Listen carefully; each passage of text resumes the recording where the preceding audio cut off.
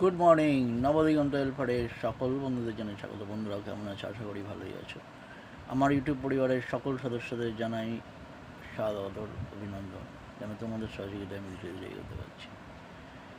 তো যাই হোক, ইউরো কাপ মানে ফুটবল। ইউরো কাপে আমরা 8-এ দুটি দলকে পেয়ে গেছি, দুটি দলই কিন্তু উঠে গেছে কোয়ার্টার ফাইনালে।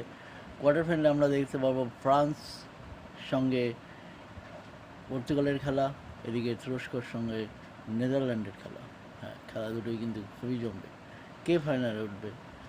যে ফাইনালে উঠবে, সেমিফাইনাল থেকে ফাইনালে এবং দিকে যারা উঠবে তারাই কিন্তু এক বীভৎস খেলা আমরা দেখতে পাবো। আমার মত বলছে ফ্রান্স, তুরস্ক, এখানে পর্তুগালই জিতবে এবং এদিক দিয়ে নেদারল্যান্ড ওঠার সম্ভাবনা সবচেয়ে বেশি।